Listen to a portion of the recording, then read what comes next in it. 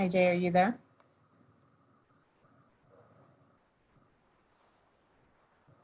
To distance learning and remote testing and all those things that have come up the last few months while we've all been closed. So it's kind of taken the chocolate bar to the jar, the chocolate bar to the jar of peanut butter and combining them together.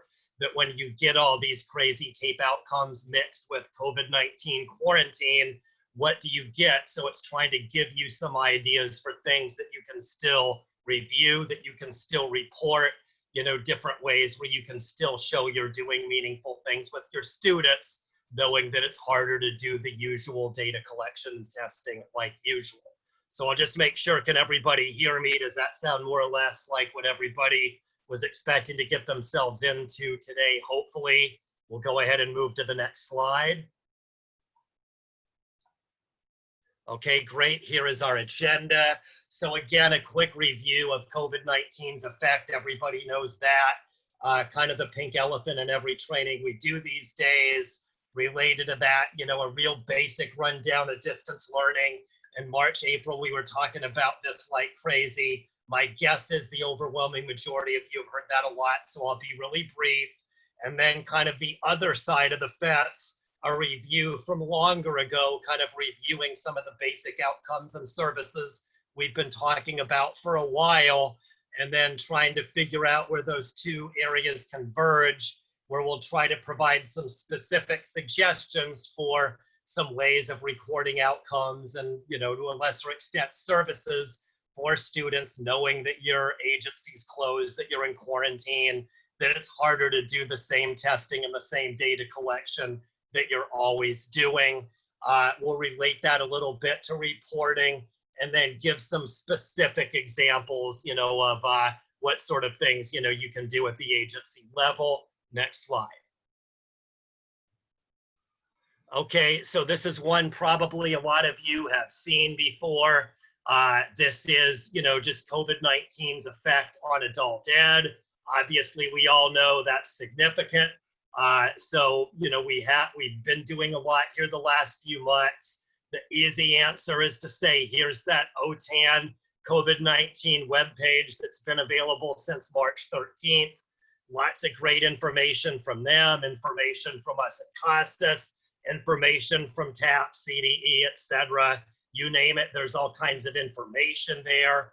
The other kind of catch-all I wanted to bring up before moving on from this is just to say that for end of year reporting, and there'll be more on this in a workshop tomorrow, but we're basically just receiving all the same things you normally would do. So the same exact list of issues that's on that end of year letter for 2019-2020 is still due. The long story short is the feeling at the state level is that COVID-19 shouldn't really affect your ability to meet the deadline. We know it's going to have a tremendous impact on what actually shows up in your data, but as far as just meeting the bottom line requirements, we should all be able to do that on or before August 1st. Next slide, please. So here's a couple, here's an update from the federal level. So you've probably heard a lot about the memo that came out at the end of March. That was right after everything kind of hit the fan.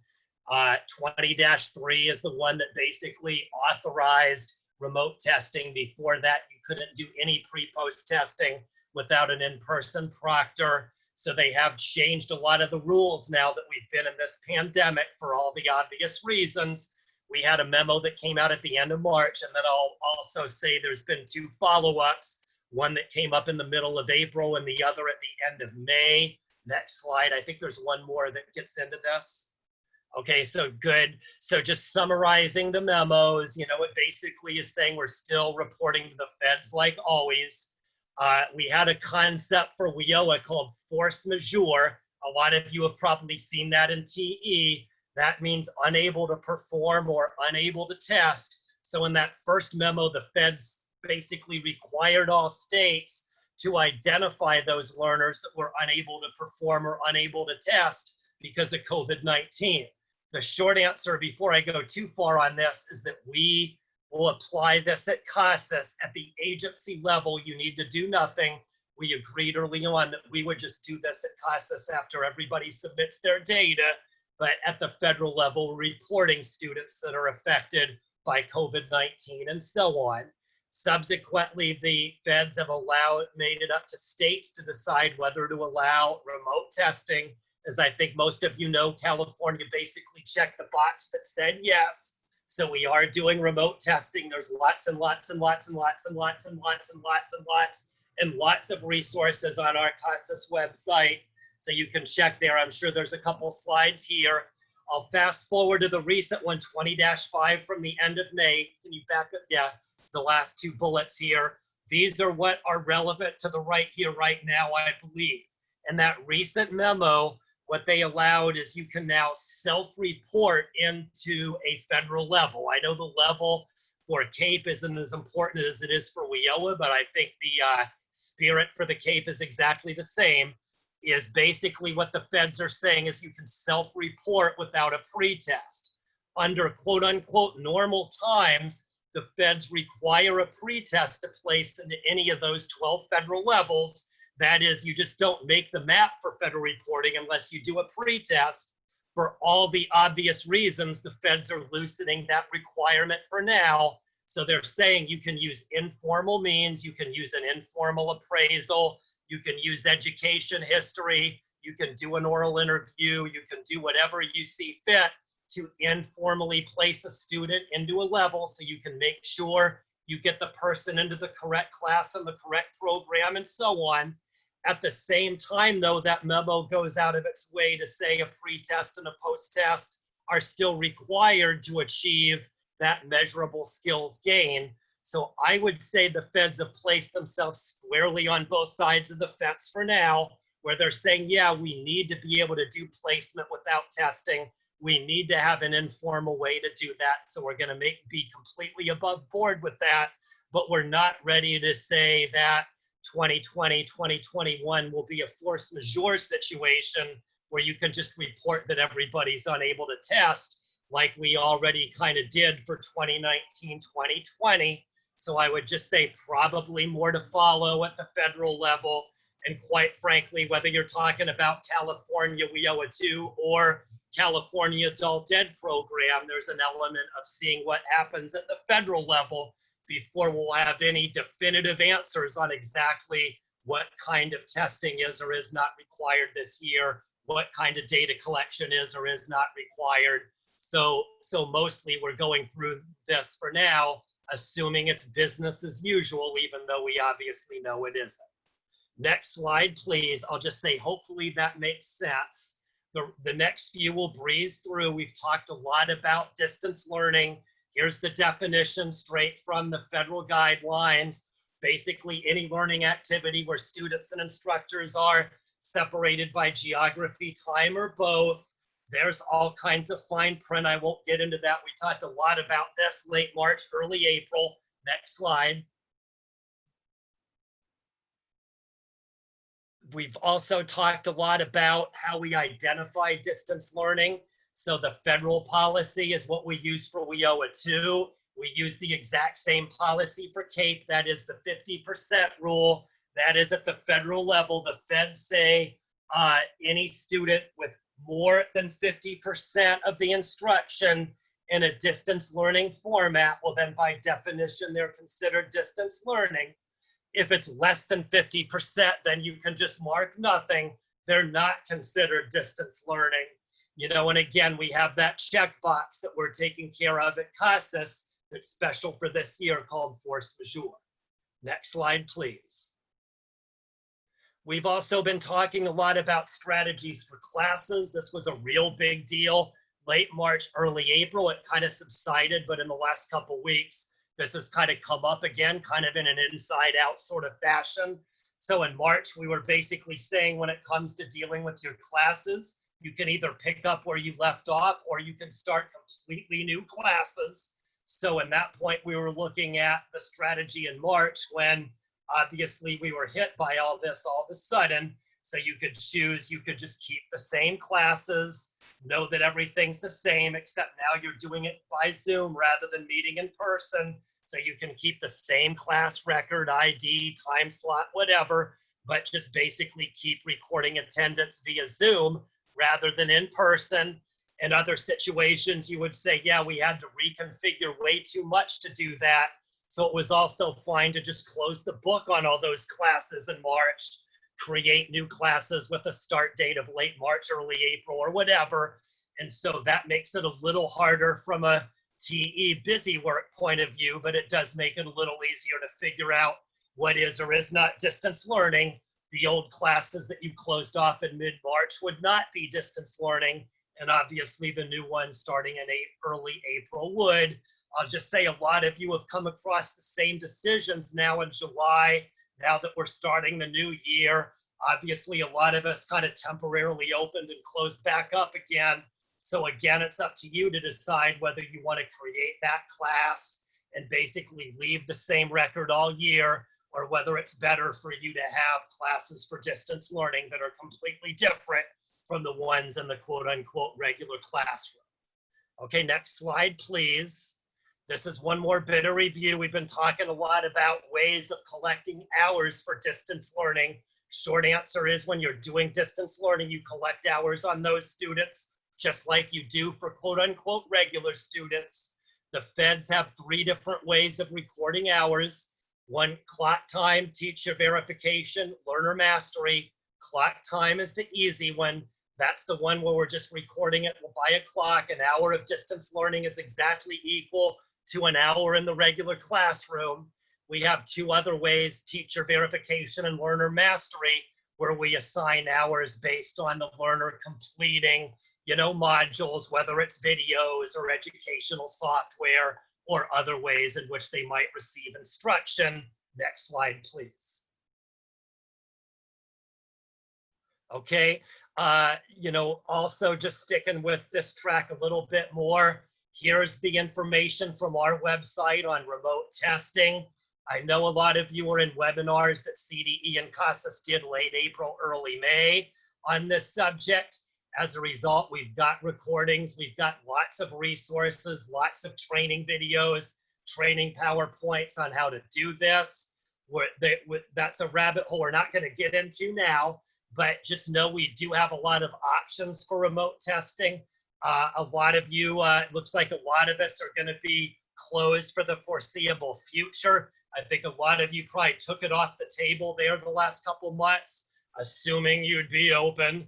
But now it's looking like most of you won't be, so you might want to put it back on the table. But here's the link to the CASAS website that has lots of training materials related to remote testing, giving you lots of strategies and so on.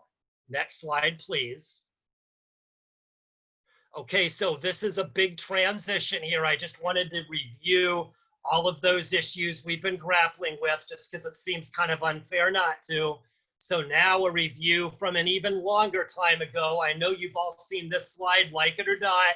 We've been using this one since late 2016. This is showing the 6 areas of CAEP outcomes, or the 6 areas of AB 104. When we started this in 2016, the California legislature passed AB 104 and they stipulated the 6 categories. Once the legislature directed us to use these 6 categories, we then retrofitted outcomes into these 6 categories. That's what this slide is showing you, are all the different outcomes you can achieve through CAEP, and showing you how we've retrofitted them all into these 6 categories as stipulated by the California legislature. Next slide, please. Okay, here's literacy gains. So we're not going to go over all these, but covering some of the high spots that have continued to bring up questions. So literacy gains is, overall a big area of this. Most of it relates to pre and post testing. Obviously, that's causing issues now, but that's not really the confusion part. There is an issue with Carnegie units. There's a slide I wanted to review on that one. And then we have these same issues, one called occupational skills gain, one called workforce preparation milestone. These have been the 2 that have generated the most questions. So I do want to review these just because everybody inevitably has questions. These are also the 2 we're going to detail in terms of troubleshooting other examples that you might be able to use in the era of COVID-19 to report, some additional outcomes and so on. So just hold that thought and we'll go to the next slide. Before I get into that, this is the review on high school credits. I will say we have had quite a few questions on this one, I think, just because a lot of you, for all the obvious reasons, have been unable to do a lot of the pre and post testing. So you're looking for other outcomes you can record, knowing that you haven't been able to test everybody. So one of those is making literacy gains through high school credits. So this is just the slide with the TE screenshot that shows you how to do it. We're basically suggesting that through high school credits, that is the advancing the student is doing is through high school credits, not through pre and post test results, but it's basically a way to show that they progressed from ASE low to ASE high. That's the one gain that can be done through high school credits rather than pre and post testing. So what we're just saying is upon enrollment, we select ASE level 5, that's ASE low, and then sometime later in the year, you mark ASE level 6 or ASE high. What we're basically saying is through high school credits, that student has made enough progress to move from one level to the next. Essentially, we're saying they started at what your district would consider to be the 9th and 10th grade level, and they finished at what your district would consider to be the 11th or 12th grade level. Adrian, to your question, I'll just say it depends on the district. So some people notice it's a little bit awkward that we use the self-reported level field to record this rather than credits. Truth is, there is a place in TE to mark credits, but we went out of our way to not use that, knowing that every K-12 district has a slightly different way of accounting for it. So knowing that, we know credits won't work. So it really just depends on how your district handles credits. But the minimum, I'll just give an example, is a real common number I hear from districts is 180. That is, the school district requires 180 credits to graduate. If that's your district, I'm not saying it is, but just making it up, then I would say your magic number is 90, simply because 90 is halfway there. So I would suggest that if 180 is the number for graduation, then below 90 in my example would be 9th or 10th grade level. Above 90 would be 11th or 12th grade level. So that would be, the cutoff point where if they're below 90 and now by the end of the year they're above 90, that would be an example where they move from ASE low to ASE high through high school credits. Now that was a good question. That made it real easy for me to give that example. So I don't see any other questions. So let's move to the next slide. Okay. Well, in this case, if you're moving to the next program year, Yulene, then yes. If they didn't finish, I understand you probably were assuming they'd finish before June 30th, but now for all the obvious reasons, they're not. I assume that's why you're asking. So in this case, yeah, I would just create a new class and go ahead and you can just keep running them there. So sure, you're not really required to create a new class, but I would say, yes, for this reporting, the cleanest way to do it would be to just create a new class, start it on July 1 or whatever instruction was resumed. Sometime after June 30th, like you say. And then, you don't have to do a new class. I'll just reiterate it. But yes, I think you're on the right track. The cleaner way of doing it would be to create a new class.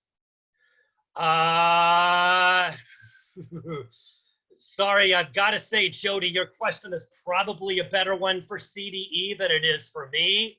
I'll just say probably the answer is as long as the district has everything crystal clear in writing. I know that's a loaded answer, but that would be my answer, is I think that's fine for you to just change it based on that, as long as you've got that paper trail at the district level that makes it real clear to any auditor that that's exactly what's going on.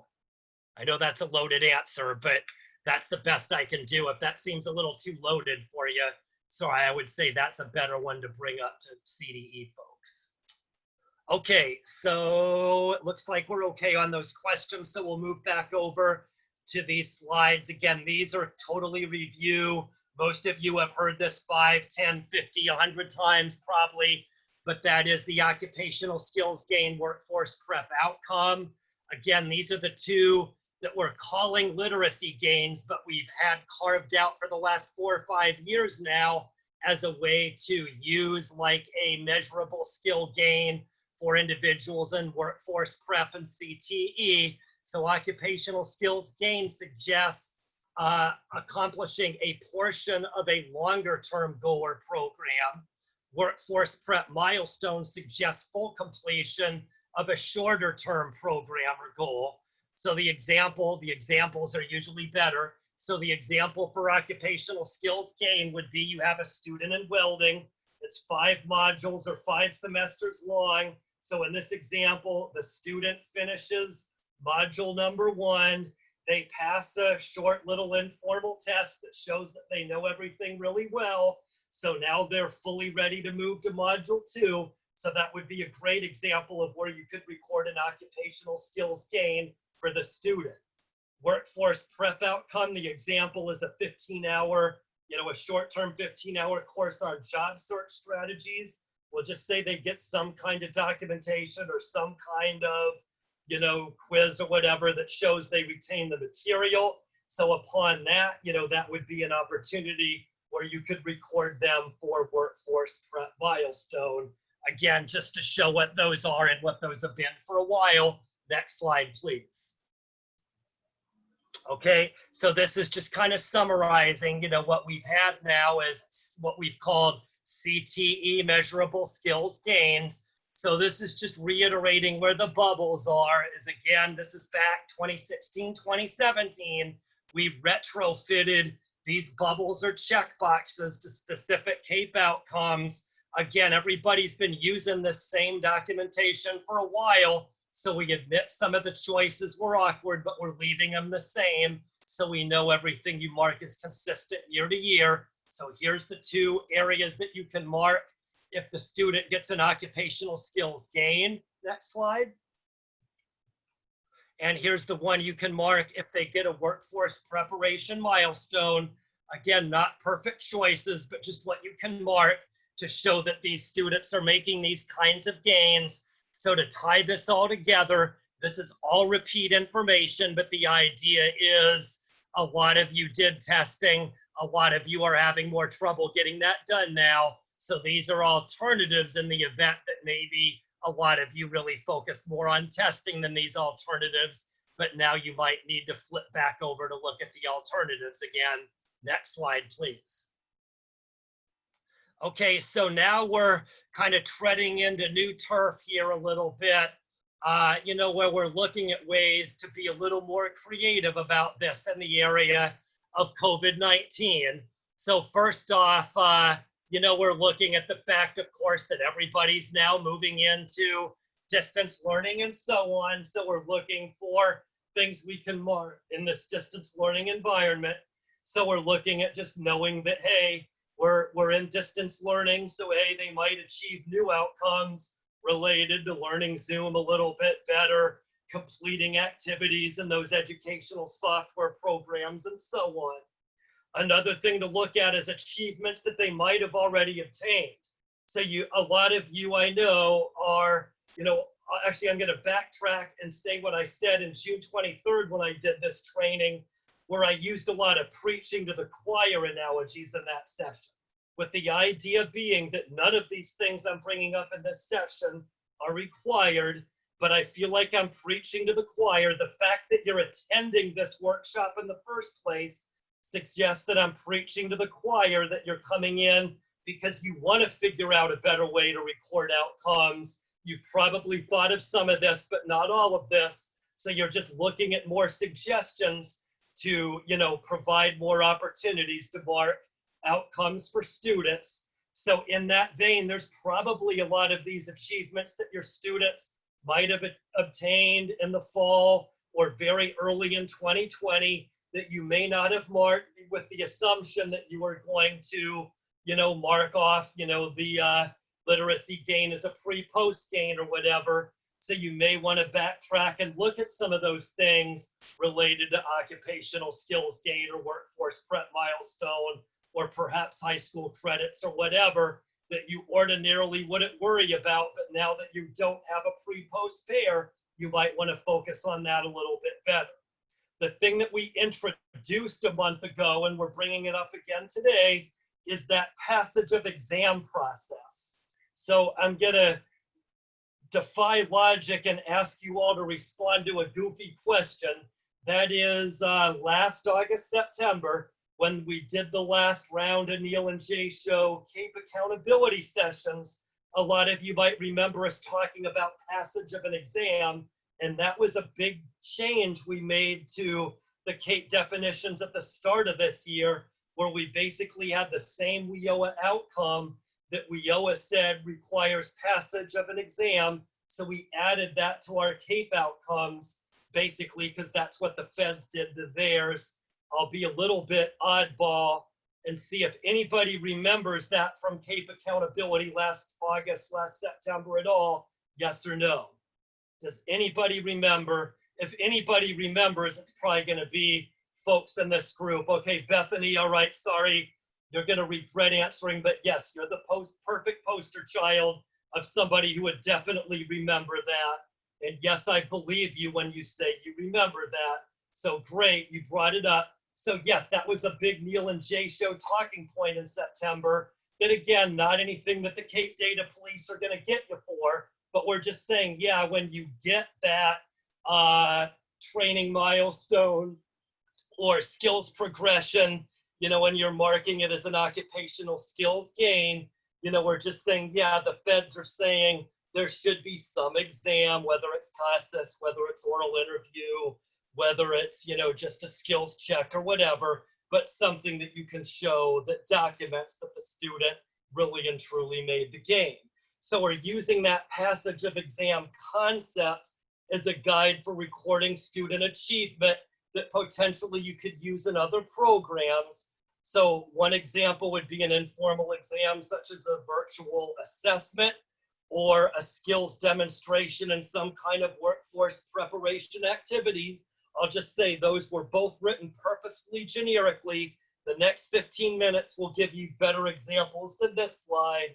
So with that, let's just go to the next slide, shall we?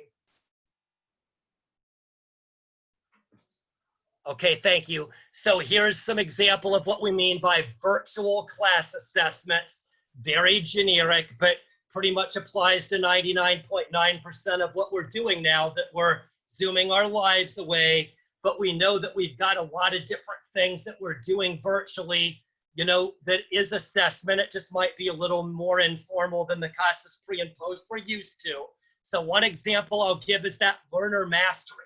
So if you go back a few slides, we've been talking about learner mastery as one of the ways in which we can record hours for students in distance learning programs. So one thing that's not required, but we've suggested as a way you'd employ learner mastery, is we're basically saying whether it's a video, whether it's a Zoom recording, whether it's educational software, whether it's any virtual related assignment, we're giving the student hours, and then we're giving something for that student to complete informally, so we know for sure that the student really and truly watched the video or completed the software activities before we credit the student with hours. So if we have some of those informal assessments we're giving students, that would be a good example of something we could give as a workforce prep milestone. That is a short little assignment video, 10-hour video, 5-hour educational software activity. So if they pass that, that would be a good example of a literacy gains outcome where they made some short-term gain.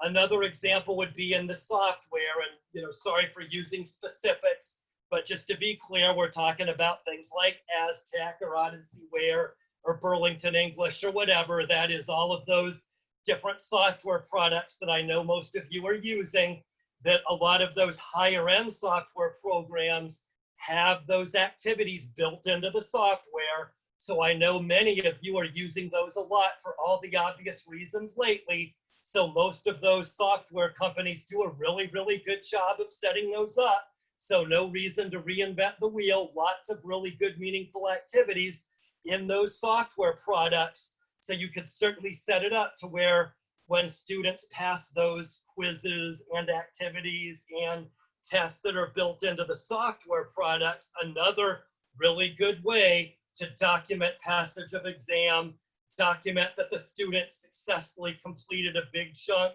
of educational software or video. Again, another good way to record the fact that your students are still making great accomplishments, even though schools and colleges are closed and we're doing 99% of our work through distance learning. Another one would just be milestones, where if you're doing distance learning classes, if you've got different things that you're doing locally at the school or college district or through WIOA collaboration, that would be another way where you can show that your students are making gains if you've got some kind of program you might have done locally. So let me see the question here.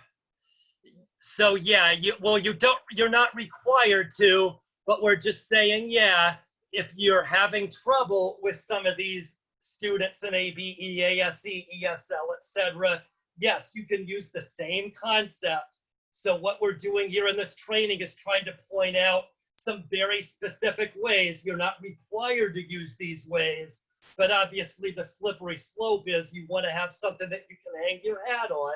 So here's a way where we can still show we're doing great things, and here's a way where you can kind of measure it, quote unquote, through something the student completes and that your program completes, and you can really hang your hat on it, so to speak. So I think I'll just say, yes, Bethany, I think you're on the right track with your understanding. And with this, I'll move on to the next slide. Okay, so the other one we gave are skills demonstrations and workforce prep activities. So obviously the one that I had in my mind's eye when I wrote this was EL Civics. A lot of you do, potentially that could be, I'll just say there's not a formal one in HSE, HSD for that. That's a bridge we've crossed many times, but you could certainly use that in the same way you use these on the previous slide. I think it's more, could you go back a slide, please? So I'll just say, I think that fits in more with this slide, Diana. That is, I think it kind of fits in with local program milestones is the way I would connect those dots and say, yeah, that's a good idea. So I don't think it matters that much, but for the sake of argument, I'll say that's where I would file it, more so than the slide I just went to. If you can go back to the next slide. Sorry. So for this one, I'm primarily thinking of EL Civics, where again, you're doing a lot of those COAPs. You're doing a lot of those things specifically related to workforce prep, especially if you're doing IET, ILCE.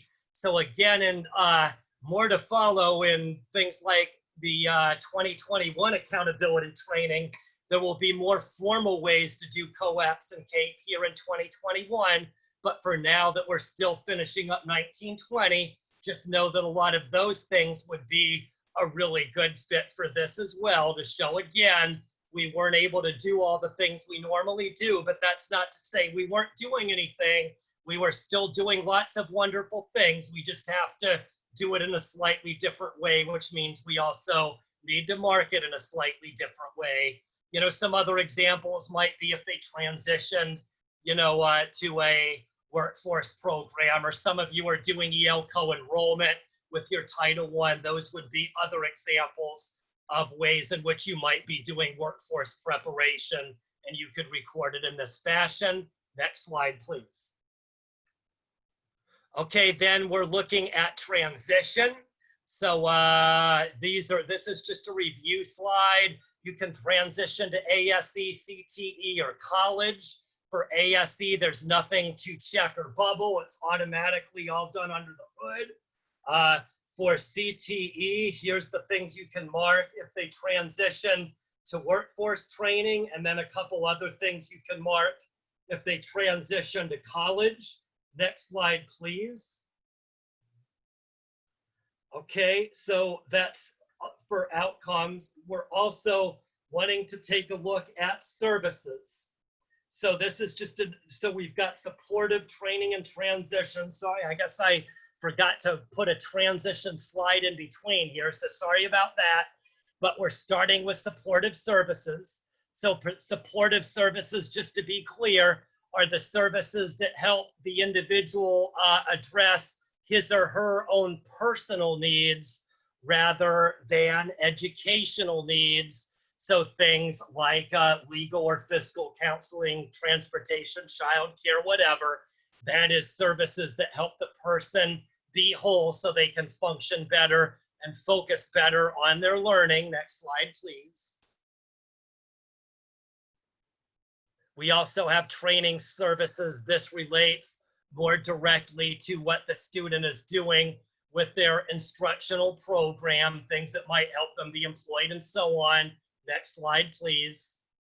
And then transition is similar to training, but it's activities that more directly relate either to transition to employment training, or transition to college. That differentiation is not what I'm focusing on here, but just wanted to reiterate what those boxes were. But next slide, I think gets at what I really wanted to talk about more, is a lot of you have been saying you've been providing a lot more of these short-term services. Sometimes it's because you do have more students with more emergency health care needs. Sometimes their health is fine, but they need emergency financial assistance.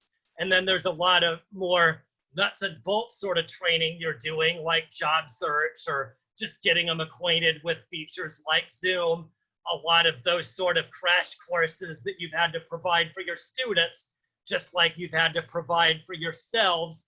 So these are just some examples of activities, not necessarily the name of the check boxes, but again, a lot of you have been saying additional healthcare type counseling and healthcare services you're doing, financial services, new software applications, skill upgrades so you can work from home or get a new job seeking skills for all the obvious reasons. Next slide, please. This is just the same information, but now it's translated to be listed using the language of the actual check boxes. So that previous slide gave you real world language. Now we're using services, short-term services languages. So things you could check or bubble would be things like prerequisite training, assessment and testing, job readiness training, emergency financial services, healthcare services. Again, the exact boxes you check, you can't really check it wrong. So I wouldn't get too lathered up about whether you check the right or wrong box. There really is no penalty for checking the wrong box, but these are just some proactive suggestions of boxes you might want to consider checking. These all, in my mind, relate to a lot of the services I've been hearing from lots and lots and lots of you, given that everybody's been dealing with COVID-19. So again, backing up and looking at it from 40,000 feet, is we know that we're still achieving good outcomes. We know we're still providing short-term services. We know that we and our students are still doing all those wonderful things, even though schools and colleges are largely closed. So we're just trying to figure out ways to let our data show that, so we can still project that we're doing all these wonderful things, even though our schools and colleges might be closed. Okay, next slide, please. Okay, so now we're transitioning a little bit to the data and showing how it can be done in the data. And I'm sorry, Veronica, just checking. This is 90 minutes, not 60, right? Or Holly or whatever, just making sure. Okay, thank you. All right, just making sure I'm not off base. All right, so here you've all seen the CAEP summary. Again, it has the left-hand side for pre-post, the middle for all the different outcomes, the right-hand side for services. So just to make sure everybody's clear, a lot of what I've been talking about related to outcomes is in that column F of the report. That is other literacy gains. That is all the ways in which you can get those literacy, measurable skills gains that are through means other than pre-testing and post-testing. Okay, I think that's all I need to say about this. So next slide, please. Okay, a little bit of a review here on the data integrity. I think that's kind of a, elephant in the room a little bit too, but just a little bit more on this. Again, whenever I talk DIR, my focus is always on the top part. That is, my concern is always with, reconciling this top section. If you know the summary information, I think it's pretty easy to figure out this report. But if you do not know how this top part works, it's literally impossible to make much sense out of the rest of the report. So again, what it does is it starts by casting that really wide net. That is, it's starting by looking at anybody who conceivably might have something to do with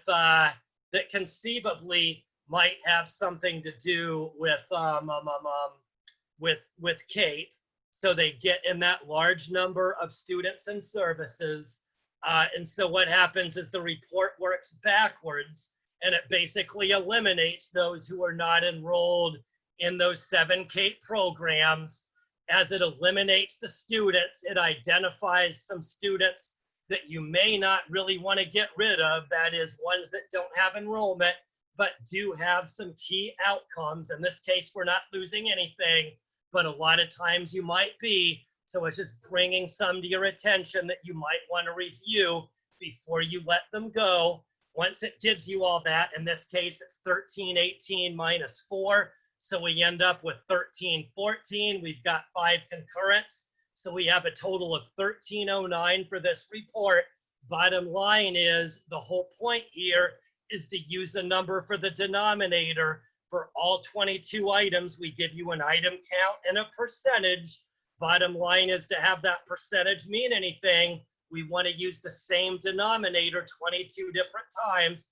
So this top part just allows us to have a method to our madness to use that same uniform denominator for all 22 percentages on the report. Next slide, please. Okay, this just summarizes what I just said. This is just for reference. We can move forward on this one, I think.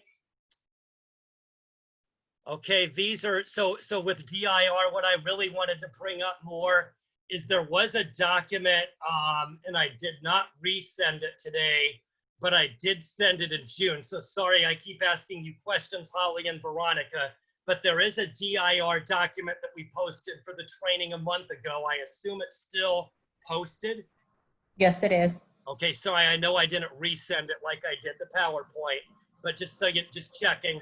So there is an updated DIR document that we did for the training that was just like this one a month ago, that looks at the CAEP DIR, gives you a brief description for each DIR item, and then furthermore takes that additional step of showing what the issue might be related to COVID-19.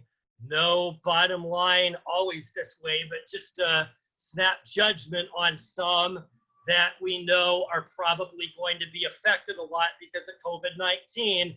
Others that really shouldn't be affected at all, COVID-19 or no COVID-19, it should really be looking okay. So I think you're just looking to put it on the screen, but here on the slides, that's what we're getting to. So we just have a list of, here's some things that we know that your DIR might look a little different, or to wit, it might look a little worse than it normally does because of COVID-19. Pre and post testing, the most obvious there. You might have more with less than 12 hours.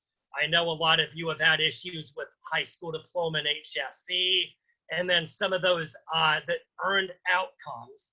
You'll see that I've got those 23 to 27s kind of in italics, because I've kind of decided that you could argue both sides for that one. But I think in short is the percentages of those that get CAEP outcomes should largely be unchanged, but the item count potentially could be lower because of COVID-19. But again, here's just some things you might want to check, that of things where you might just have to live with the DIR looking worse. Next slide, please. Here's just a smattering of some things that should really not change. So the demographics, gender, date of birth, race, and ethnicity, and so on, those shouldn't be any different. You should still be able to record demographics on every student with or without COVID-19, primary, secondary goal, ditto, barriers to employment, ditto, the earned outcome but didn't qualify. Sometimes that's going to be higher, sometimes that's going to be unchanged. Again, I admit that one I put in italics because that one I admit kind of depends. So again, no uniform answer across the board, but if you're reviewing the DIR, if you're concerned, here's a quick rule of thumb of items that you're just going to have to live with new numbers versus other items that, quite frankly, you should use the same scrutiny as always. Okay, next slide, please. Okay, just a quick review on the data. Everybody's seen this one. This is just illustrating that TE drill down, where in this case, we're double clicking the 102 enrollees in ESL and generating a lister of exactly 102 students. I think everybody's aware of this feature. Next slide, please. Here's the right clicking. So we've always talked about double clicking to drill down. You can right click, to get a lot more options. So here's what the list of right click options looks like when you're looking at the CAEP summary. Again, we're not going to give every single definition here, but we do have 4 different listers and 6 different reports that you can use to basically drill down and get more information on this. Again, in some cases, it would really be worth it to still do this. In other cases, we know the numbers are going to be wacky and there's probably not much you can do about it. Next slide, please. Okay, a little bit of a review on consortium manager report. So here's that screenshot. I know a lot of you in this audience have gotten, consortium level login. So if you have consortium level login, that allows you access to these 3 extra reports that your quote unquote average user cannot access. That is demographic summary, CAEP tables, and barriers to employment. Next slide. Okay, this is just what the the consortium level demographics report looks like. So again, we just look at every demographics category, list item count and percentage by agency ID. So there's a little bit of consolidating just to fit it all on one page, but you can see you get an item count and percent for each area, for each agency in your consortium. So again, it gives you the tallies for each individual agency, and then it gives you those columns in gray to the right with the aggregated numbers consortium wide. Next slide, please. And then you can also do this with barriers to employment or the CAEP summary. The nifty factor with those is less, so we're not going to get into those as much, but just to let you know, you can run those at the consortium level as well. The key factor from a TE point of view is that all 3 of these have a checkbox in the setup window called aggregate multiple agencies. This is a special checkbox for those 3 reports at the consortium level. I believe the default behavior is it will be checked, meaning that if it's checked, it will just give you 1 report with the numbers automatically aggregated for the entire consortium. If this box is left unchecked, then it will just give you a separate report for all agencies. So if you've got 8 agencies in your consortium, it's just going to give you an 8-page CAEP summary that is a separate CAEP summary for each of the 8 agencies. So you're reviewing each agency individually rather than one report with all 8 aggregated. So that's the consortium level reporting. Next slide, please. So we've talked a little bit about ways in which you can data dive. So we talked a lot about this a year ago, last April, last May, when we did some in-person trainings, way TMI, I guess, but as we were hitting, quarantine mode, we did start to do, plan a similar sort of whistle stop tour where we were going to do another round of lab-based data dive sessions, just like we did last year. Obviously, that was another one for the funny thing happened on the way to the forum category, so it didn't happen. So that's a little bit what these workshops are. So I'll just reiterate that when you look at this report, here are just some troubleshooting examples. Some of these will be relevant. Others may not be that relevant anymore because of COVID-19. But just to give an example, here's an example where we're looking at employment outcomes. You can see we've got a large CTE program. Given that we've got such a large program, these employment numbers look a little bit low. Next slide, please. So what we're saying is we could right-click those numbers, right-click the number of enrollees, right-click the number who achieved those outcomes. Probably in this example, the focus would be on right-clicking that 430. That is, we want to look at those 430 CTE students in several different ways to figure out, whether it's just we didn't do very well or whether we need to mark more individuals here so we can look at the reports, find out maybe there's some missing hours or missing demographics, run the DIR for some of these students and see how many might be missing specific outcomes. What we've been talking about is a really good universal rule of thumb to use with CAEP reporting is we've got those items 23 to 27 that give you the CAEP specific DIR items. Those items 23 to 27 directly relate to those areas of AB 104 that we're required to use for our CAEP reporting. So what it has is an A item, quote unquote, and a B item for each of those areas. So for example, on this slide, you see 25A and B for employment. You see 26A and B for wages. So you've got that A item. If you could go to the next slide, please. I think the next slide might get into this a little bit better. Okay, maybe it's the next example. So go ahead and go to the next slide because it's a similar example, sorry. So here we go. So we can look at those who, we have those who achieved the outcome versus those who marked the outcome but did not necessarily qualify for CAEP. So what this is doing is just comparing all the bubbles we mark that relate to HSE, that relate to employment, that relate to wages and so on, compare the number of overall boxes or bubbles marked to the numbers that actually, that actually were marked but didn't qualify. So an example I'll use first off is the 24, where you can see that just about everybody that we marked for post-secondary achieved the outcome. So if we know we did a pretty good job of marking everybody off, so our data is really clean. If we feel like our numbers should be a lot better than that, we probably just need to look at checking more boxes or bubbling more bubbles, because you can see our data is about as clean as it possibly can be already. On the other hand, if you look at 23A versus 23B, you can see we have almost as many that marked the outcome and didn't qualify as we did who actually earned the outcome.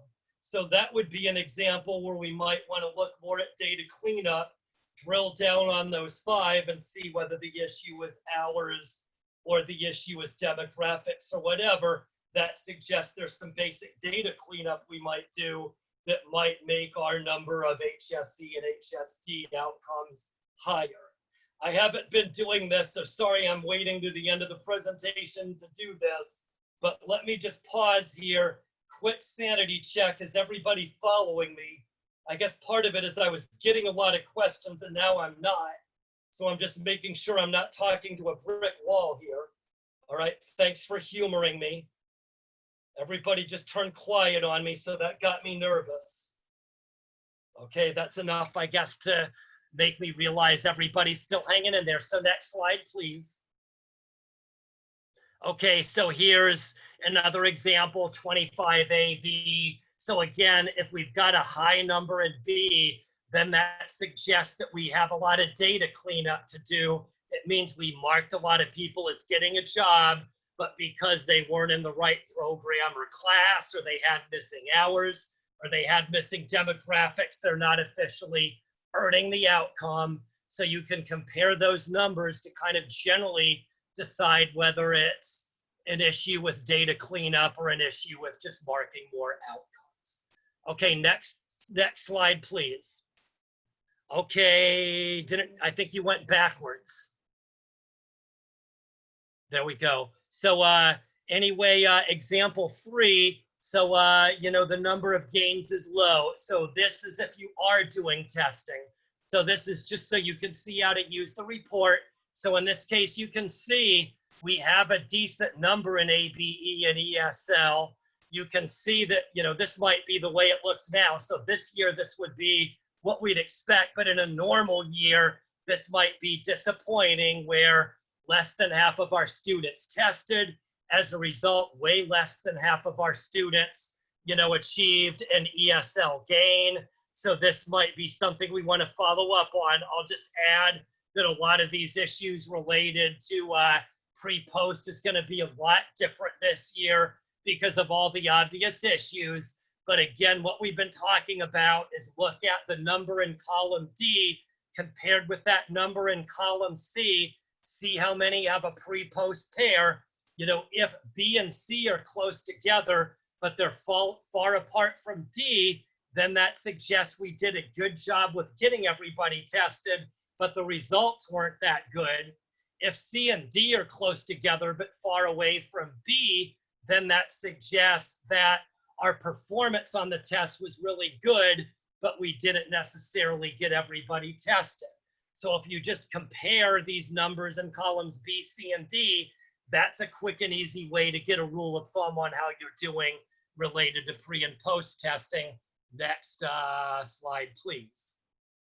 So this just gets into the detail where you can compare these numbers. And generally, we say about 70%, where if you're doing a good job with getting everybody tested, at least for these programs, for CTE and so on, obviously different ball game.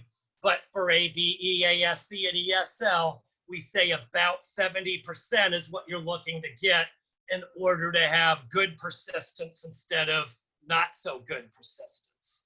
Next slide, please. And again, COVID-19, I admit, changes it up front. We were saying, yeah, we'll bring it up, but we'll kind of pretend like it doesn't exist for this purpose. So anyway, if you're wondering to drill down, we always say you can drill down and look at the NRS monitor, and it's basically either way. The NRS monitor is a good place to go.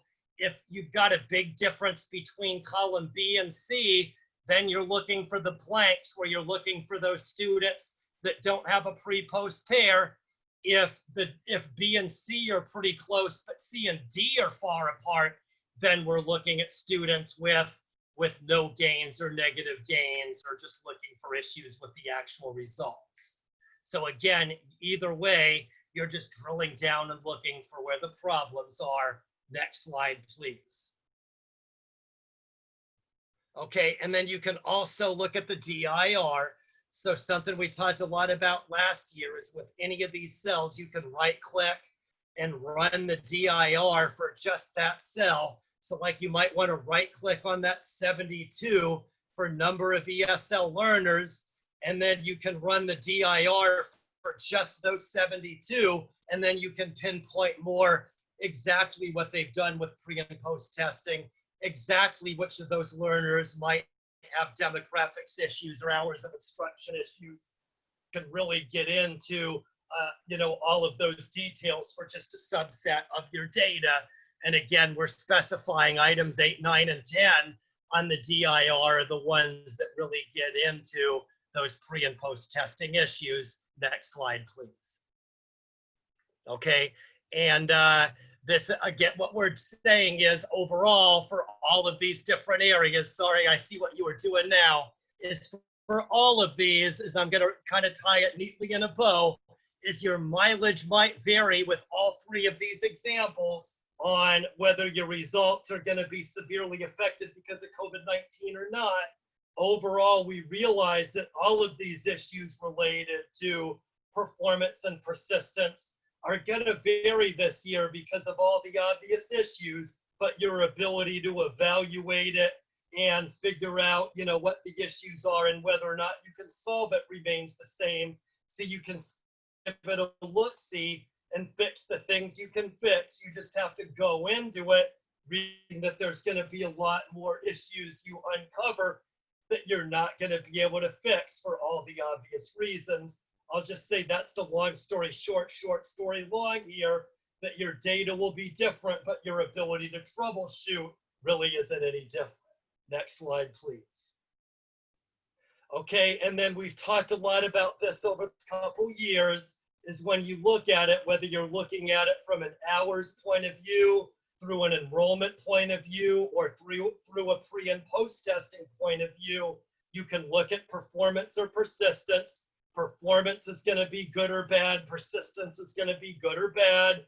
And you can also make decisions based on whether you feel like your performance is good, whether you feel like your persistence is good, and respond accordingly to those same solutions. Again, the data results will be different, but the action plan should be more or less the same. Next slide, please.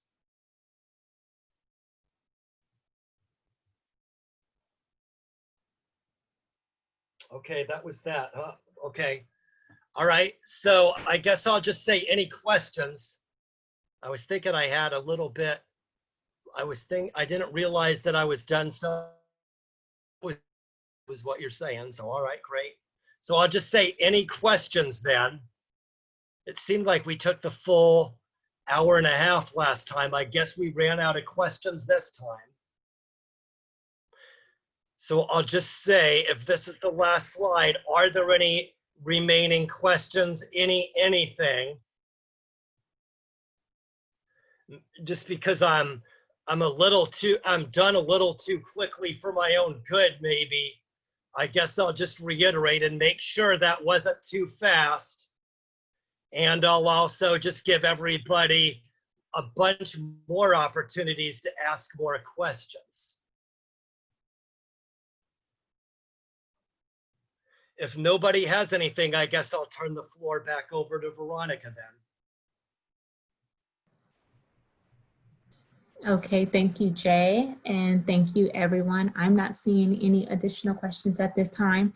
However, I would like to point out that I did post the URL for our registration site. We are hosting our second iteration of our regional network meetings beginning on Monday, August 10th. So if you haven't had a chance to register for those upcoming regional network meetings, please be sure to register. They are delineated by 6 loose regions. And when you click on the link for each of the regions, you'll see the different consortia who are a part of those regions. You don't have to stick with your own region. You are more than welcome to participate in other regional network meetings, but it's just an opportunity for us to kick off the program year and network with one another and talk about, you know, the successes, challenges, any questions that have come up for you as you are preparing to open your adult education programs for the start of the 2020-2021 program year. We will have CAEP leadership on those regional network meetings, as well as our partner agencies, including CASAS,